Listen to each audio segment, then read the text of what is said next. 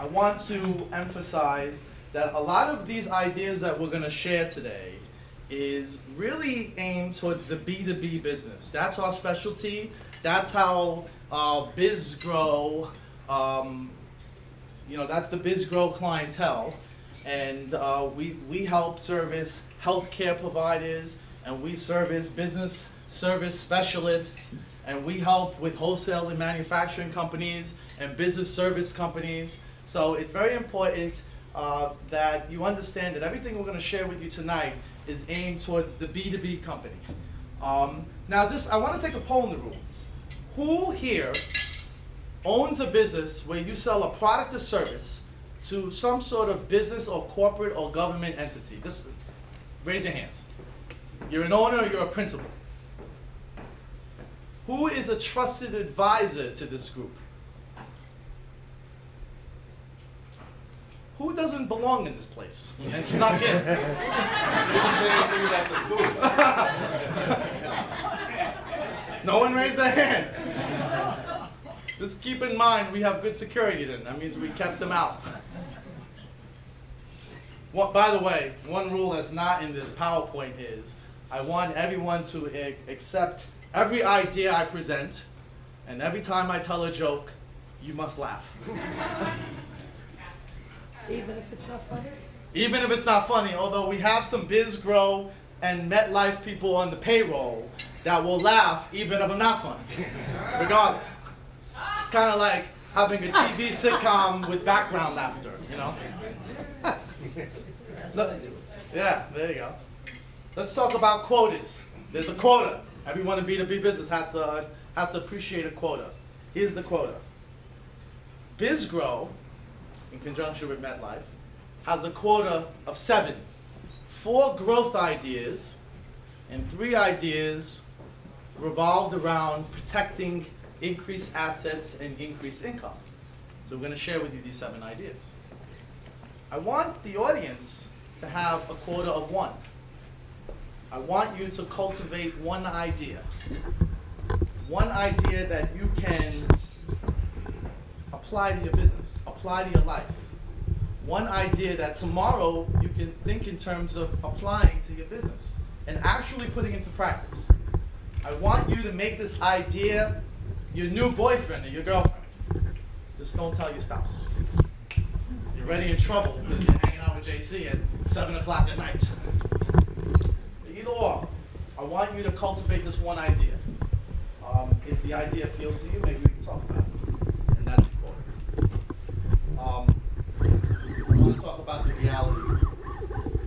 And today's marketplace is really tough. Who here would agree that it's harder to grow a company today than it was 7 years ago? Who here would agree with that? Definitely.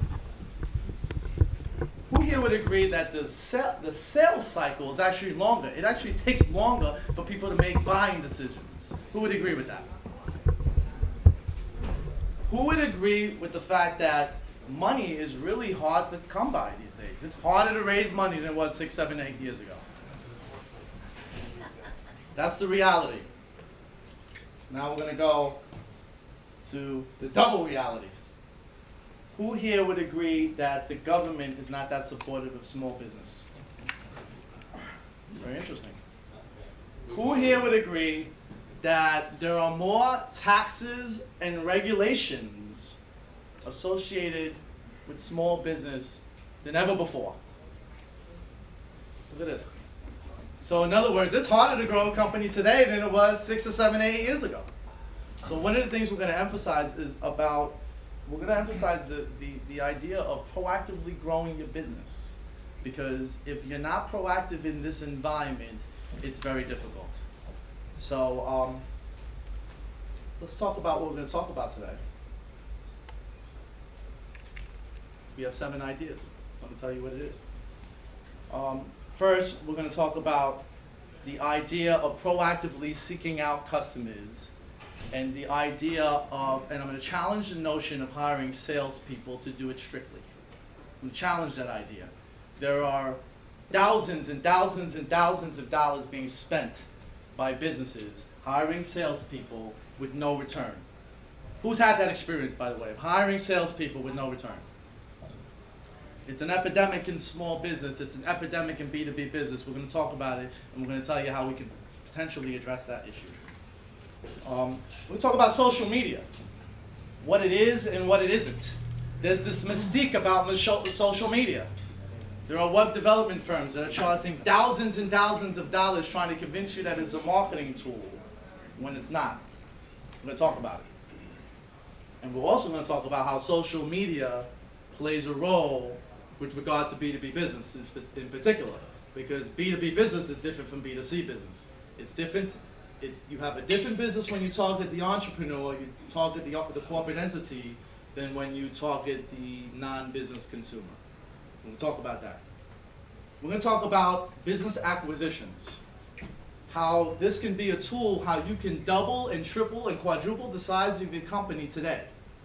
Now, this process is for smart people. So I'm going to give the permission for the dumb people in the room to actually take a break and get a drink and come back. Because if you're really smart, you're deal savvy, this strategy could really resonate with you. Double, triple, quadruple the size of your business instead of trying to grow your business 10 to 20%. And finally, we're going to talk a little bit about, in terms of the growth ideas, we're going to talk a little bit about the new paradigm for raising money. It's not with angels. It's not with banks. It's not with private equity. This is 2007. This is 2006. There's a new paradigm that's developed. A new paradigm, totally. We'll talk about that. And we're going to give you a concept or an idea of how to gain the resources you need to raise the money for your business today. Now, on the Metlife end, there are 3 ideas that are compatible with our 4 growth ideas. One idea we're going to talk a little bit about it, and they're going to talk about it in particular, is the use of life insurance and how to protect your income. Here's the difference. If you're at a higher income level than the norm, then you got to think of life insurance in a totally different way. If you're making $300,000, $400,000, $500,000 a year, or you're aspiring to make $2,000, $3,000, $4,000, $5,000 a year, life insurance is a different game.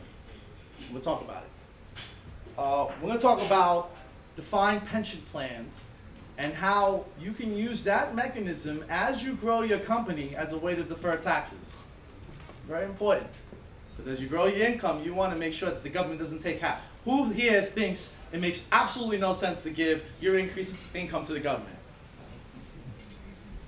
Pay attention to this strategy. Finally, we'll talk about trusts. Trusts as a mechanism to protect your income against angry creditors, angry spouses, and the government. I love this concept. Maybe because I'm single. What if you have all 3? There are some angry creditors and some angry spouses in the room right now. I want you to pay attention to this concept because this is the flip side coin of the argument. Pay attention. So that's what we're going to talk about. So let's go into the program. Let's get into the first idea here. Idea 1. Again, think in terms of B2B business.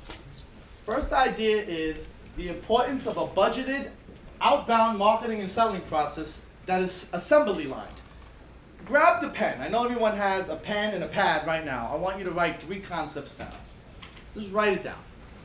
I want you to write down these 3 concepts. All right, first concept, outbound marketing.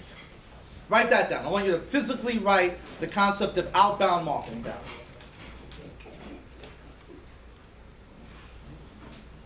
Second concept I want you to write down is budget. Write down budget. And the third concept I want you to write down is assembly line. As you can see, this is kind of like an HTO concept.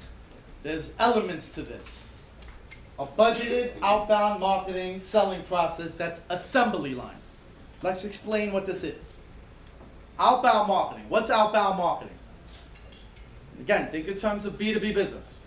You're targeting a corporate entity.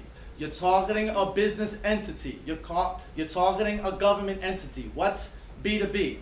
outbound marketing. Outbound marketing is the process in which we proactively seek out our target market. We proactively go to them. We physically go to them. We visit them. We build relationship with them. They don't respond to us.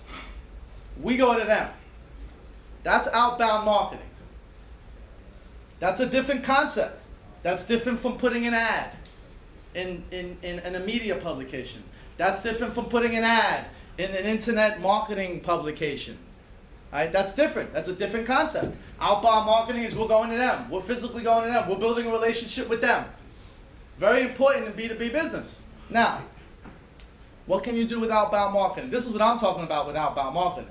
I'm talking about meeting 5 people a month, 5 key prospects a month, 10 key prospects a month, 15 key prospects a month, maybe as much as 20, 30, 40 key prospects a month, where we go to them and we physically build. We actually have a sales presentation. Maybe we have a key conference call. We build a relationship with them. And if you close, BizGro, just to give you an example, we have about 4 or 5 different territories that we're developing. And we're developing anywhere between 5 and 8 leads or sales physical meetings a month.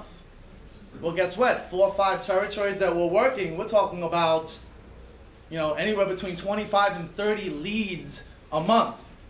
Well, if you have a 30% closing ratio, guess what? That's between 8 and 12 clients a month. How many here, if they had 6 or 7 or 8 new clients a month, would have a business that can grow 20, 30, 40%? Raise your hand. So when we talk about outbound marketing, we're talking about we're not taking nothing for granted. We're not relying on referrals. We're not relying on contacts. That should be the gravy of a business. What we're doing is we're taking the bull by the horns and we're actually proactively seeking out business and we're meeting prospects in our target market. Now, there's an analogy that I think is important, and I'm going to throw the analogy. Maybe it's a little risky, maybe it's not, maybe it's a little controversial, but I'm going to do it. I want everyone in the room who's a female who believes they're attractive to raise their hand.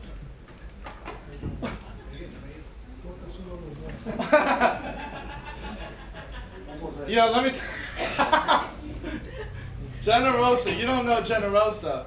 Jenna Rosa is in the publishing arena.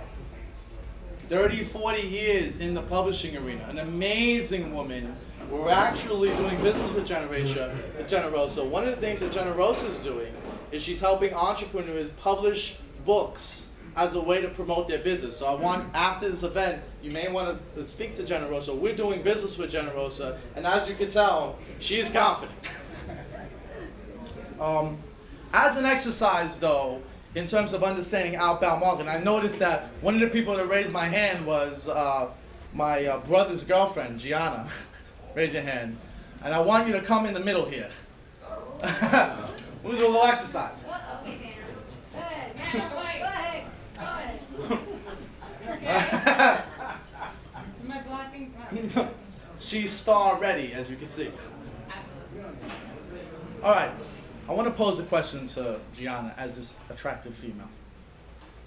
Gianna, Yes. by the way, brother's girlfriend, wherever Sam is, turn around. I don't want him to see this. All right, good. Okay, it's not here. Let's go. Good.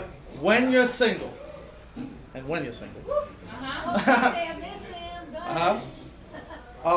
when you're single, Babe, go get me if a you, drink. if You're gonna need it. there you go. When I'm single. When you're single, Uh, if you want a date, do you need to approach a man, or do they approach you? absolutely. I get approached. Yeah. She gets approached. Why is that? I verified that. Why is that? Why is that? You making me She has the product. I mean, That's good. She has the product. That's right. That's what you they said. like me, they like me, they love me, they love me. They love you. Yeah. Let me ask you this. Is there anything that a man can do to get you to approach them? Yeah. Probably not. No. Well, for me, probably not. Why is that? Well, I don't have to. They come to me, so why would I go to them? Good answer. Good answer. Listen to this. They go to her. She doesn't have to go to them. Unless there's a motive behind it. Maybe. I never have a motive. Turn off your Discovery ITV and Lamborghini. It could be business related. So if a man wants to be with you, what does he really need to do? I would say he needs to be persistent. Persistent. Not too crazy, but persistent is good. Okay. You don't want stalker status, but you want persistent. So you need to be persistent, but you can't be a stalker. I want you to pay attention to this. You're paying attention to what I'm saying? Good. All of this because you think you're hot. Absolutely. They will kill you. No turkey dinner for you. Absolutely not. You can sit down. Give Gianna a round of applause. All right. You might think, what the heck does this have to do with anything? I'm going to tell you what this has to do with anything. I want you to pay attention. All right, yes. The prospects you want in B2B business are dream accounts. The guys or the gals that spend real money with you are like the attractive female. They get approached every day by your competitors. How? By emails, by salespeople, by telephone solicitations. They have options. So the problem is in B2B business that the prospects we want have a selective mindset in the way that an attractive female would have a selective mindset with a man. Which means that if we don't have a proactive approach to our marketing and we sit back, chances are we're missing out on some of the best customers you could possibly have. And that's one of the key aspects or elements to outbound marketing. By the way, men who want to talk to Gianna afterwards, that wouldn't be nice. So I would calm that down. But either or, that's one of the elements of outbound marketing. So here's some examples of some outbound marketing strategies. Now, I'm not talking about referrals. I'm not talking about relationships. See, I think referrals and networking and relationships and being well connected should be the gravy. It should not be the solid meat. It shouldn't be the main course. It should be when you get a referral and someone comes in your door and spends money with you, that should be pure profit. That should not be paying the bills. We need to pay the bills with our marketing. And in B2B business, here are some of the strategies that you use to actually grow a company. Telemarketing, direct marketing, email marketing, the use of salespeople, trade shows, seminars. Just curious, how many people here came here just because they heard about the seminar? Not me. How many people came here because we reached out to you and invited you? That's outbound marketing. Had we waited and sat back and just hoped that people came, no one would have been here at this event. So it's just a mindset. Now you might say, well, I know this. How about this? BizGro meets hundreds and hundreds of businesses on a regular basis, and I can't tell you the amount of businesses that don't have any outbound marketing process in place. They don't have a process whereby they meet 5, 10, 15, 20, 40, 50 leads a month in their target market. They have no process. They're just hoping that business comes to them. That is a major mistake when it comes to trying to grow your business. And really, when we talk about outbound marketing, we're talking about whether you're interested in growing your company 20, 30, 40, 50%. We're not talking about you maintaining status quo. How many here want to grow their company?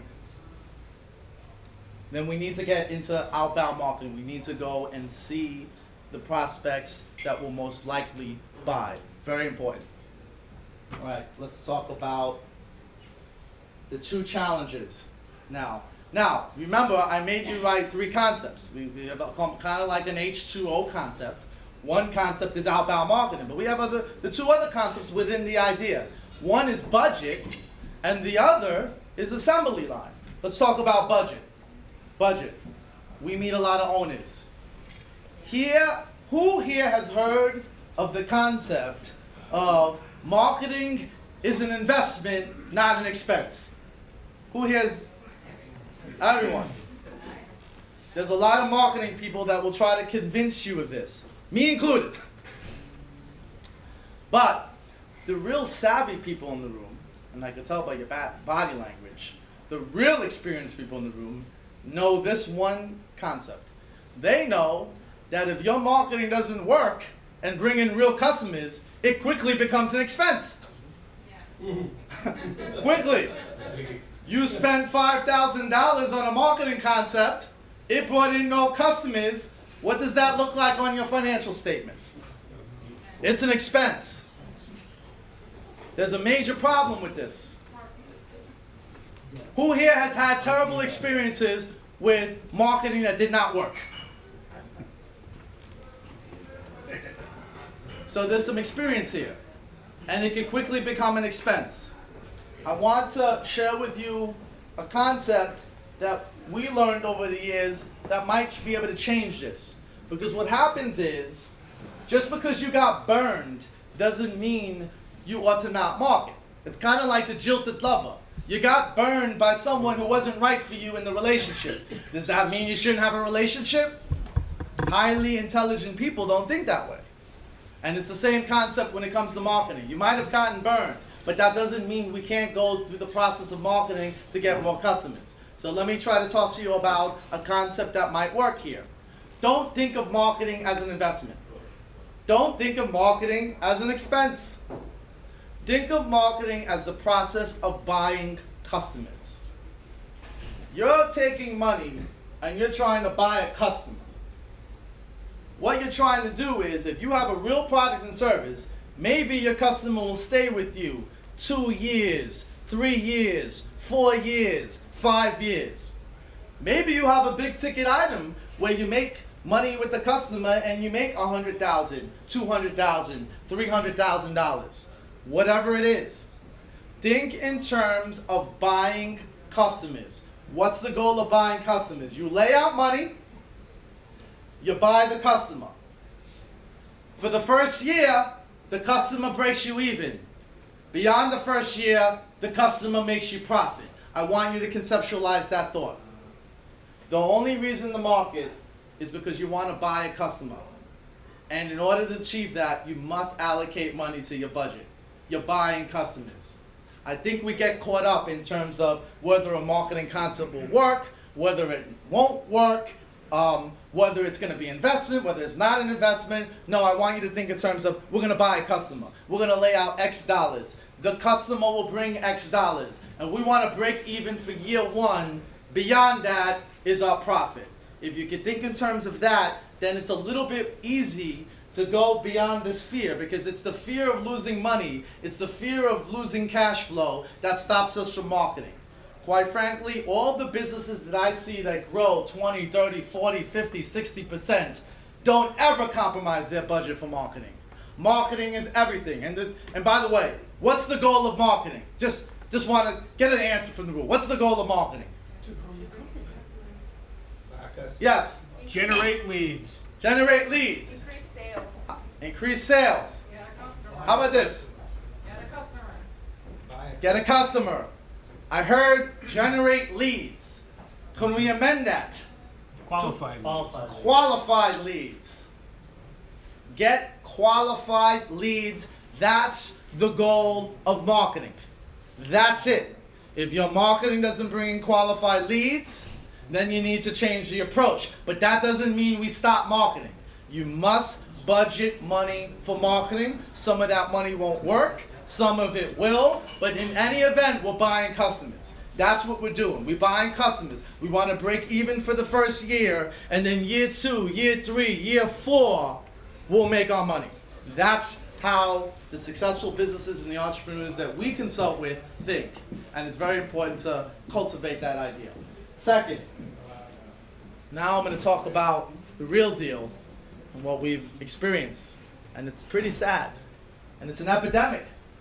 I want you to really pay attention to this idea, because it's an epidemic. I'm a salesperson at heart. I love sales. I have no problem with salespeople. They're my kind of people. But I will tell you right now, there's an epidemic.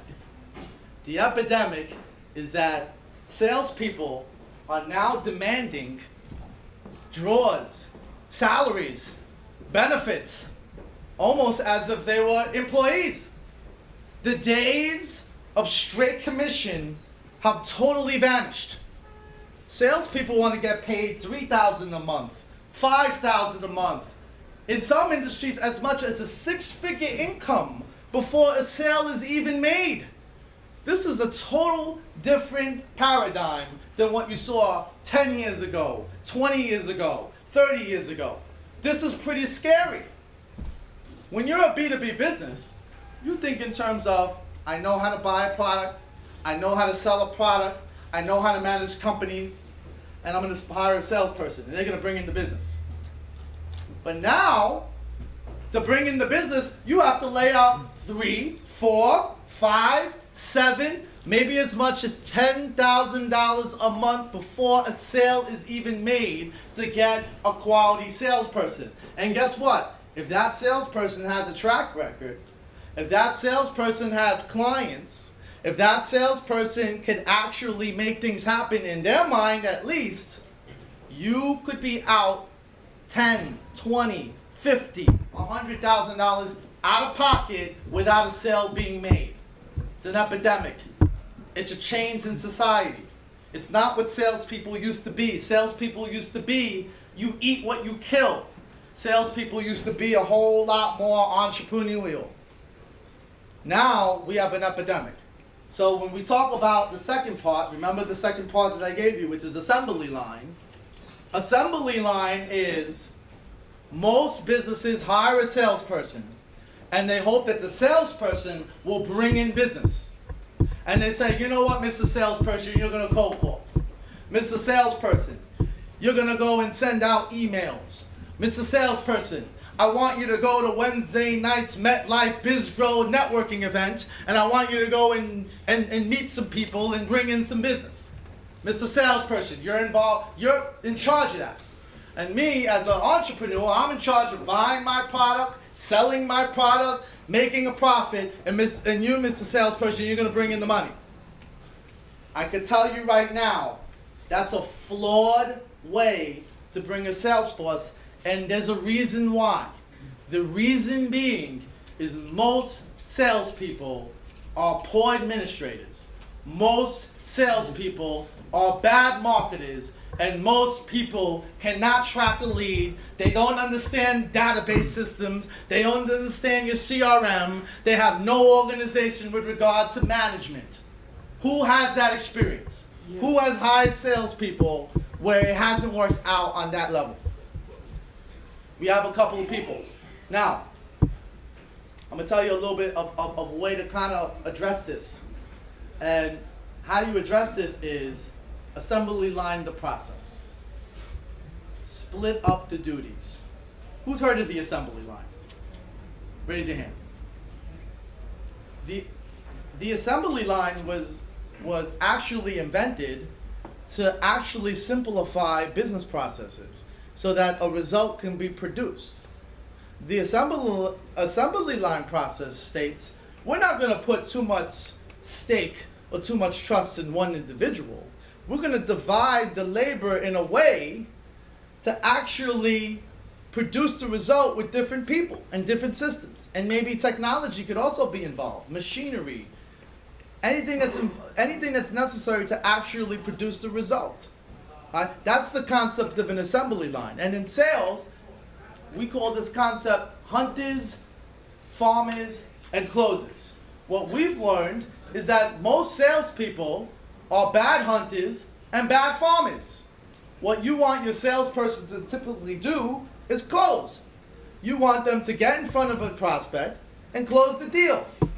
If you give them a good prospect, they'll close the deal for you. But if you don't give them a good prospect, chances are they won't generate a good prospect. That's what we've learned with most B2B companies. So the concept of assembly lining means that we're going to divide the labor in a way to to actually produce the result of the sale. We're going to have staff dedicated to cold calling, staff dedicated maybe to email marketing, staff dedicated to the follow-up and customer service, and then we're going to have the person who actually makes the sale. That's a totally different process than trying to hire one person, paying them $10,000 a month or $5,000 a month in a drawer and hoping that they do everything. So that's a concept that I want everyone to grasp. And also the good news is that you can actually outsource some of these functions to outside companies so that one can achieve this and you could feed your salespeople. Most companies do not give their closes, the people who really could bring in money to the organization, most people do not give their salespeople the support that's needed. So that's the concept. So think in terms of three things in terms of an outbound marketing program. Think in terms of, one, you have to proactively seek the business. Two, think in terms of you have to create a budget for it. And then most importantly, think in terms of the assembly line. Make sure that you're giving the salespeople the actual support and don't rely on salespeople totally on bringing in the business. Very important. Let's talk about idea 2 now. Social media. Who here is on social media?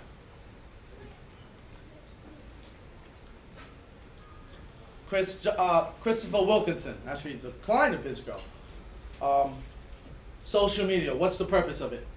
So to reach the audiences that are on Facebook, Twitter, YouTube, because there's a big population of that medium, that goes to that medium, and it makes for a very good target audience to reach. Mike Capola, you're in the web development business, right? In your mind, what is the role of social media? Depends for different clients, but for a B2b business, it's about leveraging the communications that you're having offline. It's really about ensuring that as you're prospecting, as you're building relationships, it's no secret that they are going to social media to see what's said about you, what you stand for, how you portray yourself, and that's part of the sales process. And you can't deny that it isn't. For other businesses, it may mean different things. But for B2B businesses that don't think that social media plays a role, it's a little bit of backwards thinking. All right, there's a lot of misconception about social media. So I want to point out the 2 misconceptions. One misconception is created by a lot of web development firms that try to convince you that you're going to get clients from social media. Therefore, they try to convince you that to spend $3,000, $4,000, $5,000 a month on social media marketing, thinking that they're going to go and create leads for it. In other words, what they're doing is they're selling this concept as a marketing expense, and they're capitalizing on the mystique of social media, and they're saying, hey, this is the new way to market. This is the new trend. This is the future. And they're selling it as a marketing expense and as a company. And I've seen businesses blow between $20,000 and $80,000 a year on social media with the promise of actually bringing in business. Which means that the web development firms have sold you on the idea of it being a marketing strategy. They've sold you the idea of that this is the wave of the future. And you know what? From the common business owner's perspective, it looks like it's the wave of the future. It looks like it's the new marketing concept. So you don't mind putting out the money. But here's the real deal with social media. And I want to expose these charlatans. That's what it is. They're taking your money. So I'm going to expose them today. Social media is nothing more than a relationship management tool. It's nothing more than PR. It's kind of like PR built for small business. You might be on LinkedIn. You might be on Facebook. You might be on Twitter. You might have developed some YouTube videos. Actually, we're developing a YouTube video right now. Yeah. So you might have all of this, and social media is nothing more than an inexpensive way to do PR online. For the first time in history, small business has the chance to do PR in the way big companies can do it. But to spend $3, $4, $5, $10,000 a month, or whatever the amount the web development firms tries to convince you that it costs, is outrageous. Because it's not going to bring in your business. It's just a management tool. So what is social media? But you do need your website. Website's different from social media. Yeah, well, I understand, but you do need your website. Absolutely. You need Because the everybody website. always asks for it. Actually, we're going to talk about that. So what is social media? Social media, we develop these PowerPoints for the people who are visual in the room. You know, those who have like attention deficit disorder. I want you to Sure. appreciate this PowerPoint. Yeah, that's true. There's a lot of people like that. I mean, if you don't have attention deficit disorders, you guys should pay attention to what I'm saying. But for the other part of the room, you know, look at the PowerPoint. Here's the thing with social media. In addition to it being a relationship manager, now we talked about outbound marketing, about getting the lead. Get the lead, go to the lead, build a relationship with the lead, bring in the business. We talked about outbound marketing. Social media is the follow-up. Social media is the keeping in touch. Social media gives you the opportunity to build a relationship and actually manage the interactions of clients, manage the interactions of prospects, manage the interactions of your community, your target market, right? But your name is Tina. Christina actually made a very good point. She said, well, you need your website, right? What she's implying is that for people to do business with you, they expect you to have certain things. Who here would do business with someone who did not have a website? I've done it. That's 3 people in the room. Who here would not do business with someone who did not have a website? Not. If they did not have a website, who here, if they did not have a website, who here would do business with that firm?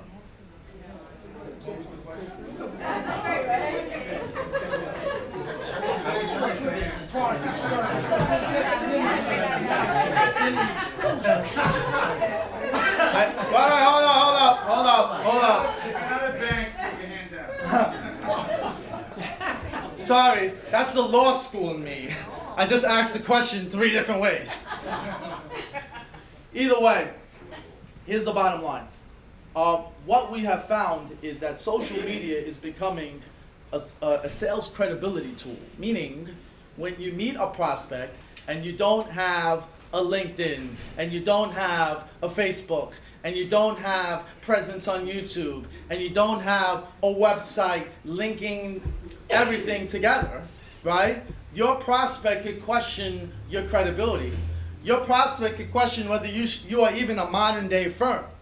You know, if you have a website that says john@aol.com, you are not projecting a modern day business.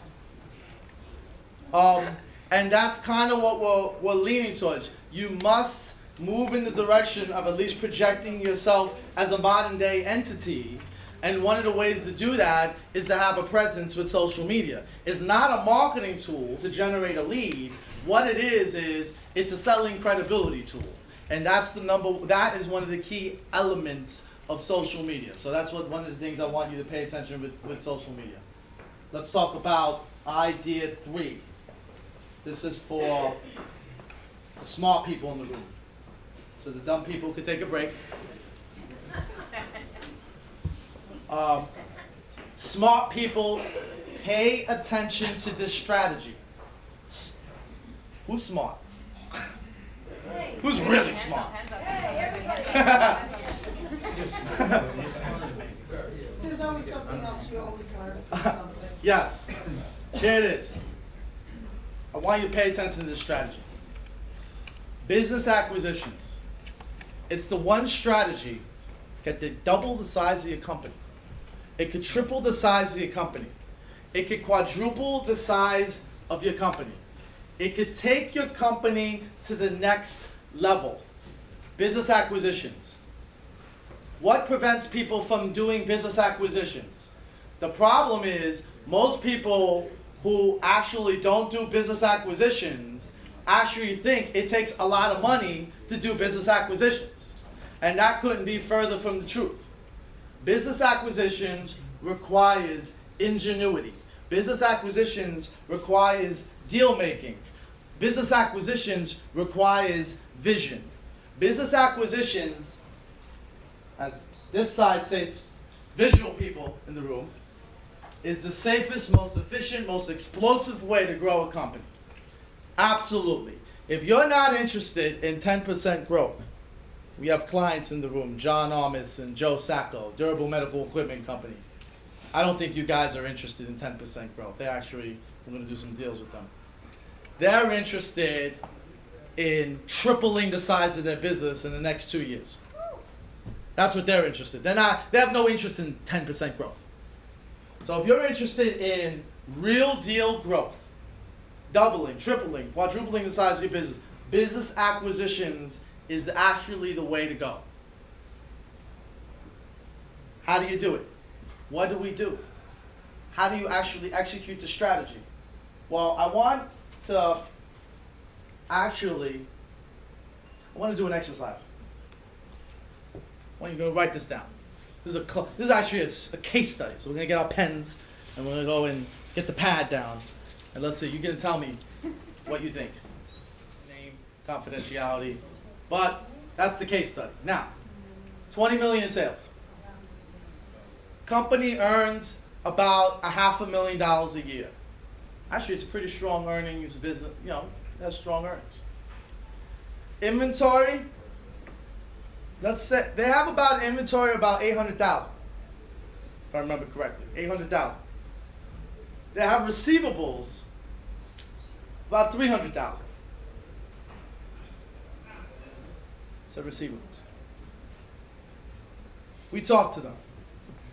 Here's the interesting part. They said they just did a distribution deal with a company in South America. And they have access to an energy drink, and the energy drink is called Latin Lover. It's kind of like a Red Bull. With a flair. With a flair. And I'm not saying this because I have a Latino background. This is true. On the beverage, you have two people making love. It's like, it's an art. But then I drank the energy drink, and it just tastes like Red Bull. There's nothing really special about the drink. But he was excited about the deal. And he has exclusive distribution rights in the, really the whole eastern part of the United States. So, we talked to him. And he talked about two opportunities. One opportunity was to raise about, he called it $1.2 million to $1.5 million in money. Write that down. 1.2 million, 1.5 million. Now you got the other numbers down. 1.2 million, 1.5 million. Wants to raise that money. I asked him, what are you going to use the money for? He wants to use the money for salespeople. He wants to use the money for marketing. He wants to use the money he wants to buy more trucks so he can distribute the product. So his raising of the capital ranges from $1.2 million to $1.5 million in that range for those purposes. And he asked if he could see if he could get a loan from a lender. He went to his banker. He submitted an application. It got rejected. Even despite the fact he went to his own bank and he puts $20 million of receipts at this bank, they rejected him. So that's case study number one. Now, he had a second opportunity. The second opportunity was to acquire a company who actually approached him. He didn't even approach this company. The company was doing about $10 million in sales, which means if he acquired the company, he'd be a $30 million business. Now, he said the business made about $300,000 in earnings. He said the owner takes about $100,000 salary, and there's about $300,000 profits left over. Which means he has $500,000 in earnings. This company has $300,000 in earnings. Means if he acquired this company, he'd essentially have $800,000 in earnings. Now, he had some receivables. I believe the $10 million target had similar receivables to him because I think the clientele was a little different and they had some problems collecting the money. So he had similar receivables, similar inventory. Probably a poorly managed business compared to him. But had he acquired it, he probably would have been able to put the $10 million company in his facility and have a $30 million company. So now you have the case study. Choice one is you actually have a situation where you have a $30 million company. Case two is you have a $30 million company. Case one is you have a product that you're selling with the promise of future sales. I want everybody to close their eyes right now. I want everyone to close their eyes. Pretend that you're a banker. Pretend you're a banker. You're underwriting this. Right? Think about this. Now, open your eyes. Which deal's a better deal from a banking standpoint? Two. Why? You've got existing business there, you've got existing cash flow. Existing cash flow. Why else? You know, business. Leverageable assets. Synergies. Synergies. Why else? Efficiencies. If you're investing the money in the first deal Uh-huh. on the plan or the risk of revenue coming in. So everyone agrees that deal two is the better deal. Yeah. Who here thinks that the exercise of closing your eyes was totally unnecessary to choose this choice? Everybody in the room. You know, I just did it to see if I could do it. It's called crowd control. You just want to know if we were listening. Just want to see if you're listening. Here it is. Deal two is better as for all the reasons why everyone said. And it's the perfect excuse to raise money. Because he could have bought this company, had access to salespeople, had access to marketing channels, and still probably promote the Latin Lover product. And that's one of the opportunities that a lot of business owners in this market miss, is that they're not using business acquisitions as a way to raise money. There's a way that you can raise money with it. You don't need to just simply increase cash flow. You could use it as an excuse to develop a relationship. Yes? You never told us what the cost to buy business two was. Cash out of pocket. Cash out of pocket. All right. Let me try to share with you a concept. And let's see if I... How about this? Let me go into the midst of business acquisitions, and then we're going to talk about what you just brought up, because this is very important. And you brought up a very good point. The reason why most people don't use business acquisitions as a real deal strategy is, number one, they think that you need cash and money to invest. How about this? If you have a real business and you have skill sets, forget about the money.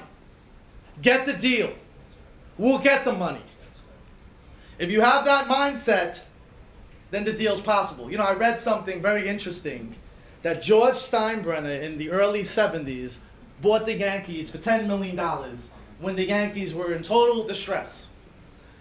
What was interesting is they stated that George Steinbrenner, on a $10 million deal in the early 1970s, put $250,000 of his own money. Okay, so I figured he put a little down payment, only to find out that most of that down payment was a line of credit from his bank. He didn't put his own money. He found the deal. As an entrepreneur, your job is to find the deal. So for you to focus on this money part is stupid. Get the deal and we'll find the money, or you can find the money. It's the deal that's the hard part to get, not the money. If you get a good deal, the money will follow. And that's the part I want to emphasize. Did that answer your question? Absolutely not. So what's your question? How much money is required? You say get the deal. Many times the deal is dependent on how much money you're willing to come up with. And sometimes, as you said, the banks today, it's different than 7 years ago, the banks don't even want to lend on assets. So get an investor. See, Okay. so here's the Okay. problem. Here's the problem. The problem is a lot of businesses approach investors with fly-by-night opportunities. They rarely approach investors with deals. They don't say, hey, I have a $20 million company, and I'm looking at a $10 million target, and I have a potential $30 million company to actually develop. Can you invest $500,000? They don't approach investors like that. It's in the other aspect of this is, and I agree with you 100%. The other aspect of this is, I've even talked about whether or not the companies have any kind of synergy, because they could. And this deal could easily be done with people. Yes. Where two companies come together because company A has the sales and marketing, company B's got the ops or some such. And it comes together, and then the two of them together as a $30 million company go out and raise money for growth and to sustain cash flow. That's an easy deal. That's a good, see what I want everyone to think in terms of is, as an entrepreneur, you should be thinking in terms of getting the deal. The money will follow if the deal is good. And if you have a real business and you have a good deal, and let me tell you, this is not just a strategy for a business that's doing $10 million. You could be doing $300,000, $400,000, $500,000 in sales, and now you identify a target that does a couple of million in sales, but because of your experience and your background and the way you have your company set up, you can quadruple the size of your company and get the money. So the real deal, the real skill is getting the deal, and that's one of the major myths of why owners don't use business acquisitions as a real growth strategy, is because they think they need money. When they don't need money, they need to get a deal to justify the money. That's a key aspect. Now, a lot of people think you need additional personnel and additional expertise, and you need to find an owner that wants to sell. All of these are just total myths. First of all, if you need additional personnel, normally the target business that you're trying to buy has the personnel. So that's a key concept. Another thing, in terms of expertise, well, you're in the business. And here's another phenomenon. Most owners who want to sell their business are willing to stay in their business. There's a new phenomenon. No one wants to sell their company. The baby boomers, people born from 1946 to 1964, they think they're young. They think they're going to live forever. They're not going anywhere. The word retirement has become a bad word. They'd rather stay in their business and partner up, and then they'll transition. This generation is going to work till they're 80. They're not going nowhere. It's very important to understand that the baby boomer generation is a generation that does not want to exit their businesses. And people in the wealth management, in the business brokerage, in the mergers and acquisitions, in this exit planning arena, they got the ball all wrong, because their target market does not want to leave. They want to transition. They want to stay, which gives you, the entrepreneur, the opportunity to acquire and keep these people in the business, which eliminates this part of the need for expertise. So I want you to, that's another way to think. With regard to the owners that want to sell, hey, the best deals are probably not owners who are looking to sell.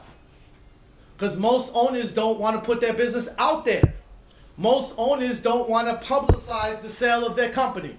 Most owners want the business sale to be a private event. which means that if you're a proactive seeker of business acquisitions and you market your company as an acquirer, you have the opportunity to actually do a deal because your target doesn't want to market their company. And they might sell the business to you just because they see you as someone who is credible and someone who they can transition the business to, as opposed to trying to sell the business for the amount of money that they want to sell for. That's a very critical distinction and gives business people in this room an opportunity to double, triple, quadruple the size of their business. Very important distinction. Let's talk about the two types of business acquisitions. Two types of business acquisitions. One type of business acquisition is you simply buy a business in your industry. That's one acquisition. You have a durable medical equipment company and you want to buy another durable medical equipment company. Company does 5 million sales, the target does 3 million sales, now you have an $8 million business. That's one opportunity. The second type of business acquisition is a strategic acquisition. A business that is complementary by nature. They're not in your industry. They sell products and services different from you. Different products and services. And they can complement your business. That's a totally different type of business acquisition.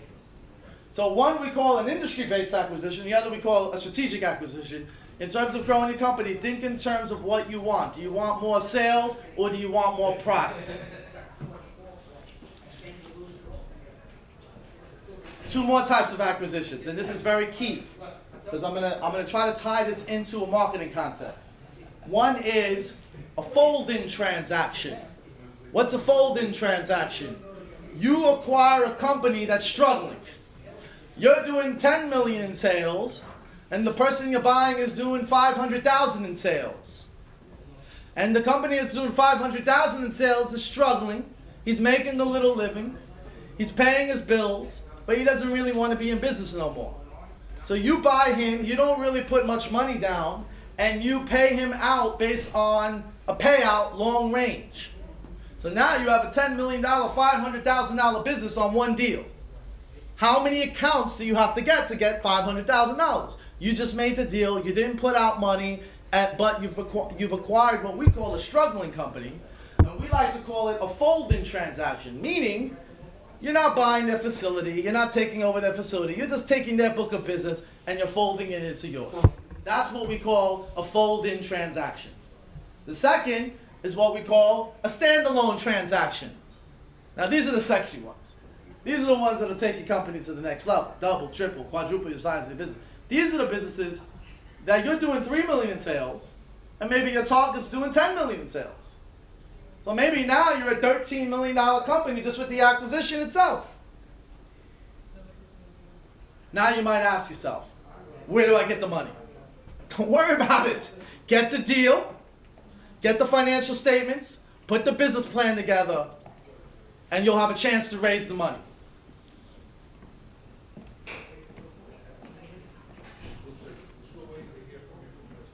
Those are the two concepts. Now, final concept, which is 4.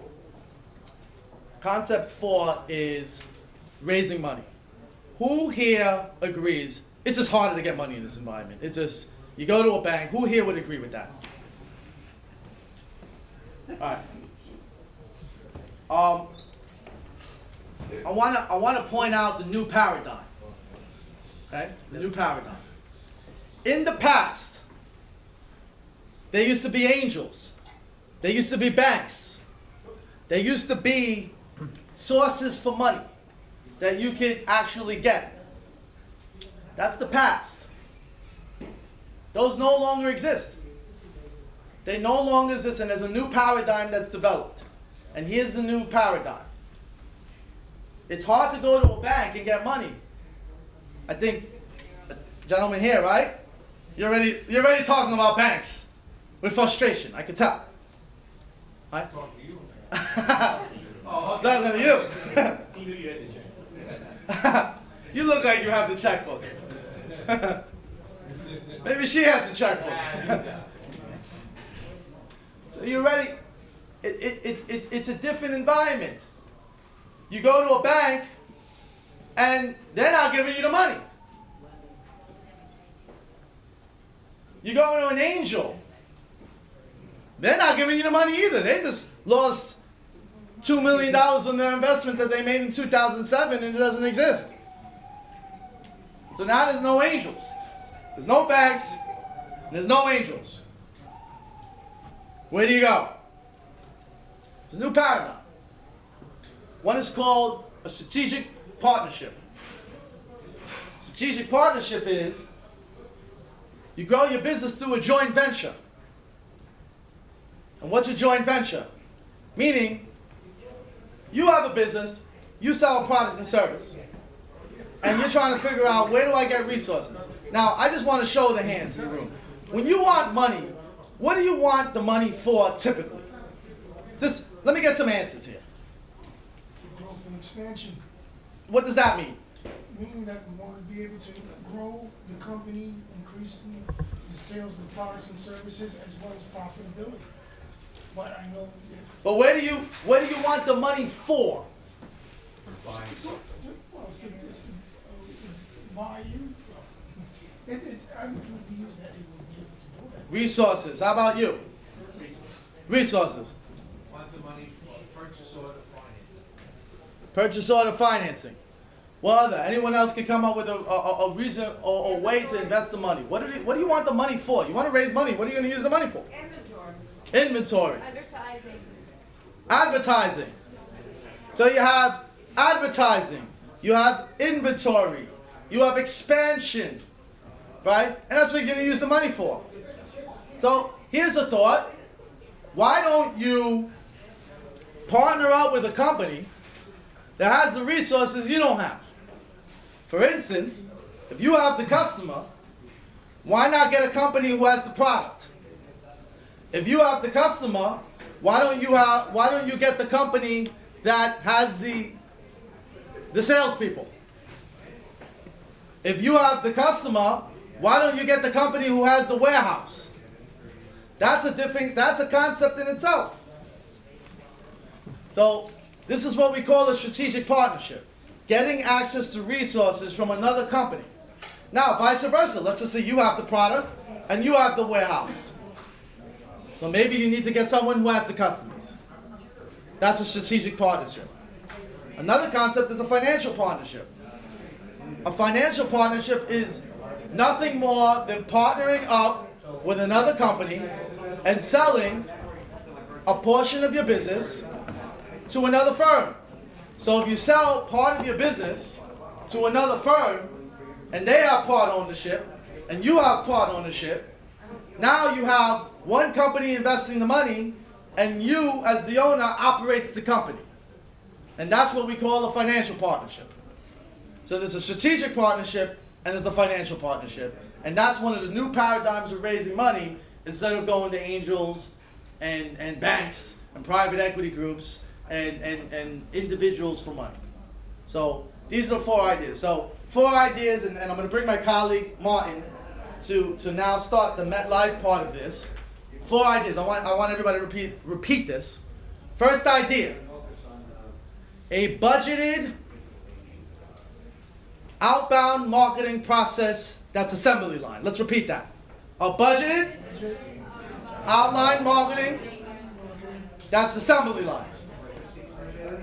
Second, social media as a relationship management strategy. Let's repeat that. Social media as a relationship management strategy. Third, this is for the smart people, business acquisitions as a growth accelerator.